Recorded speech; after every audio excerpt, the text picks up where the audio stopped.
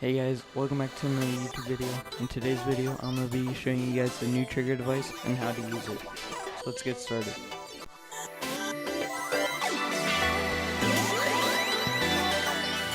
Alright, so now I'm going to show you guys how you guys can use the trigger devices to make explosive barrels explode. So this first trigger device, I have it set so that when you deal damage to it, it'll set the explosive barrel off after 3 seconds. There's a delay timer on it for 3 seconds, so after you do the damage to it, after 3 seconds, it'll explode the barrel. And then for this one, whenever you walk over it, the explosive barrel will explode. And that I have no delay time on it.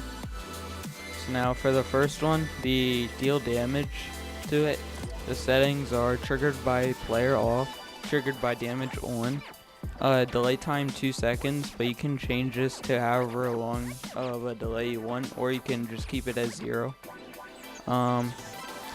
Triggered sound, I keep that enabled, but you don't have to have the sound on. And also the main settings for this that you want to change are enabled when receiving from channel 2 and when triggered transmit on channel 2. So those are the settings for the trigger device for the deal damage. And then for the explosive barrel, all this stuff's optional, but the main one is explode when receiving from channel 2. You want to keep that on channel 2. As long as these are both on the same channel, you're pretty much good. Just make sure you don't repeat the same channel for another trigger device if you guys have multiple trigger devices, because then the setting won't work. But other than that, for the second trigger device, for when you walk over it, the settings are triggered by player on, triggered by damage off, delay time I have none. Again, you guys can change that if you want. Enabled when receiving from channel 1, and when triggered, transmit on channel 1. And then for the explosive barrel, the settings are explode when receiving from channel 1. And yeah, after that, you guys are pretty much set, and you guys trigger devices are all set to go.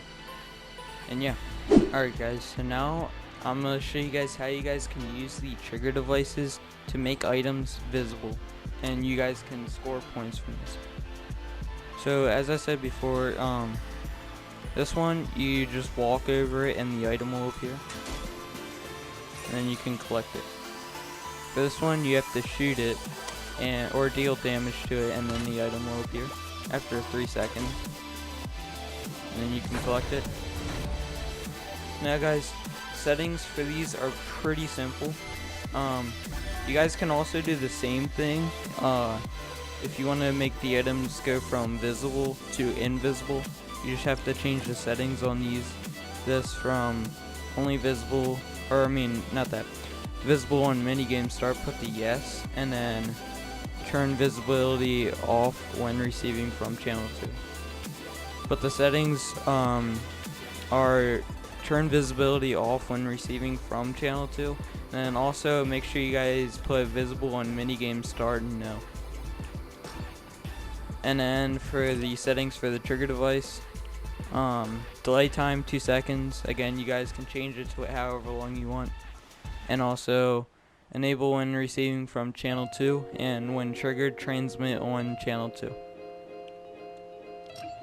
And then for this one, these settings are the same thing. Enable when receiving from channel 1, and when triggered, transmit on channel 1. And then for the score, put visible on minigame start no, and turn visibility on when receiving from channel 1, and when collected, transmit on channel 1, and click accept. And then for the scoreboard, it's pretty simple. Go to game settings, scroll down, score to win, collected items to win, put it to 2. UI settings, HUD type, score, and map display widget, scoreboard. And yeah guys, that's pretty much it for the trigger devices.